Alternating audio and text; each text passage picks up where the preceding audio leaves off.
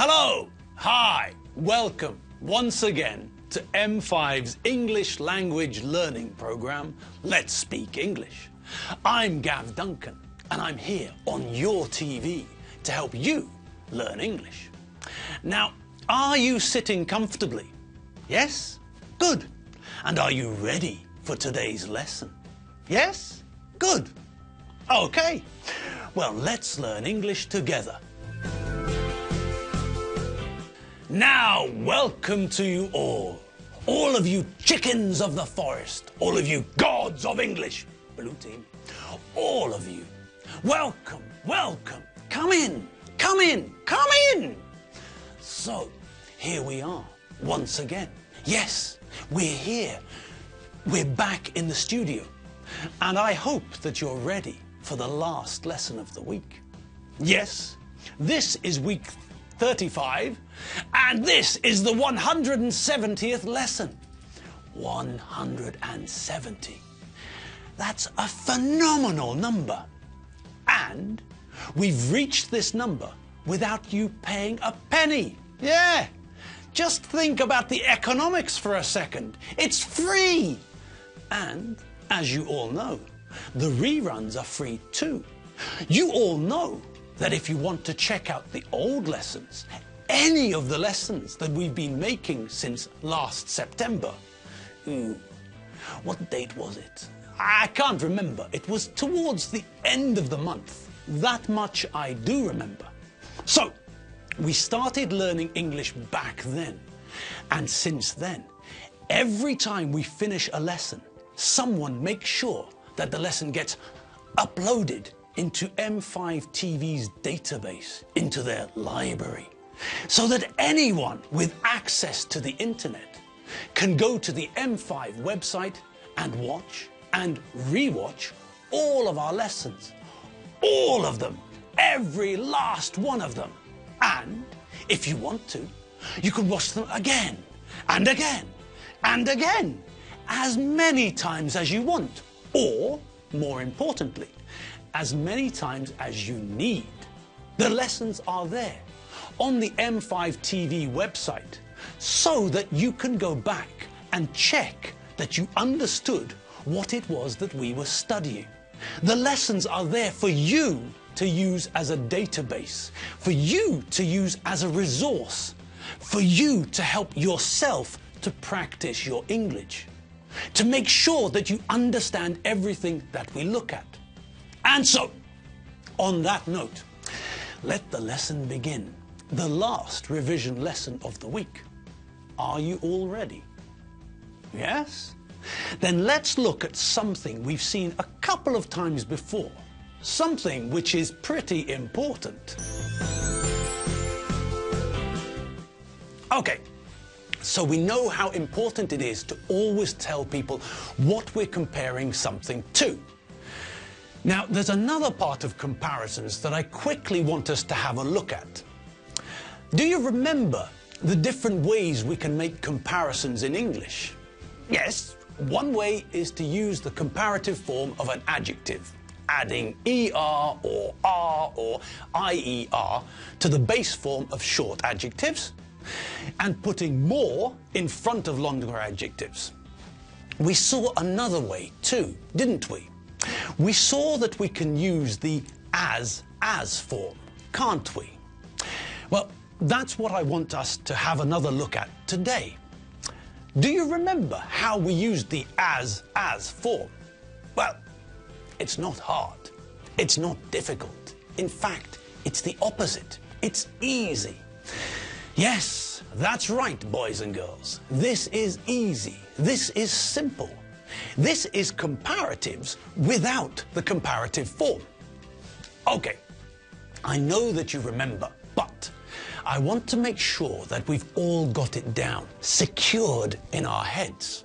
So, let's have another look at making comparisons with as. Are you up for it? Of course, naturally you're up for it. Okay, well, let's start by looking at the positive form. So, if we're using the positive form, we're not actually talking about things being different, are we?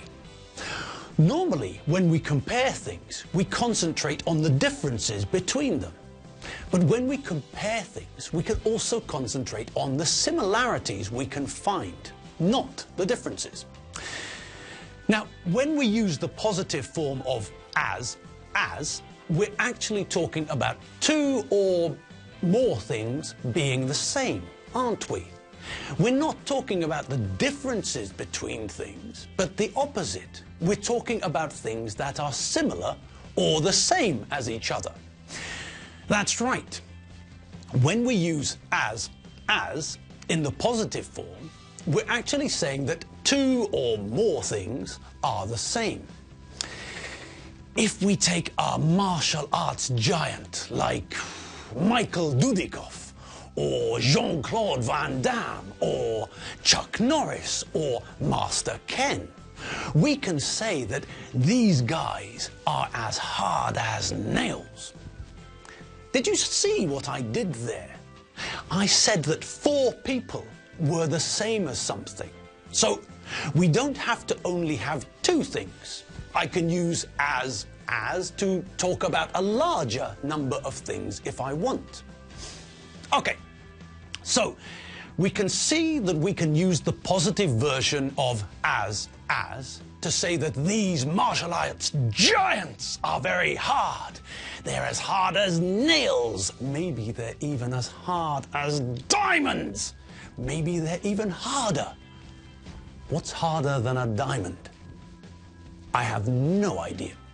Okay, so we know that we can use the positive form of as to highlight the similarities between things. Good. Now, what about the negative form of as? Firstly, how do we make the negative form? Do you remember? What's the word we always see when we're talking about negatives? Correcto, mundo lindo. The word we always see is not. And how do we make the negative form of as? Simple. All we have to do is to add not to the front. As becomes not as. Easy. Okay, we know about the form. We know how to make the negative version. We just put not at the front. But when do we use the negative version? When do we use the negative form? Well, that's easy too. We use the negative form to say that things are not the same as something else. We use the negative form to say that things are different, to say the opposite of what we say when we use the positive version. So we can say that modular and tardy are not as hard as nails, for example. Okay, so we know how to use the positive and the negative forms of as. Great. We also know that when we use the positive form, we're talking about things being the same or similar. And when we use the negative form, we're talking about things being different. Master Ken is hard. He's as hard as nails. Modular isn't hard. He isn't as hard as nails. Okay. Now, there's one thing that we haven't looked at until now. In all the examples we've seen so far, we've used adjectives. But we can also use adverbs with as, if we want to. Do you all remember what an adverb is? You do, don't you? Well, just to make sure, an adverb is a word we use to give more information about a verb, about how someone does something. If we want to make a sentence using Chuck Norris and dangerous, we can say that Chuck Norris is a dangerous driver. Chuck never pays attention to traffic lights and zebra crossings, and Chuck always drives very fast and not paying attention. Okay, so we understand that Chuck is a dangerous driver. We're using an adjective to describe a noun. Dangerous is the adjective, and driver is the noun. Good. Now, if we want to say the same thing in a slightly different way, then we can use a different combination of English. we can use the verb-adverb combination, like this. Chuck Norris drives dangerously. So, we're making a sentence with a verb, the verb to drive. And because the subject is Chuck Norris, it's the third person singular, he, and we remember that we have to add an S to the third person singular form of the verb to drive. So, drive is the infinitive, and Chuck, he, drives. Now, to give more information, more colour about how someone does this thing, how something happens, we use an adverb. Now, do you remember how we make adverbs? Yes, that's right. For most adverbs, we simply add ly to the base adjective. Dangerous becomes dangerously. Quick becomes quickly. Sudden becomes suddenly.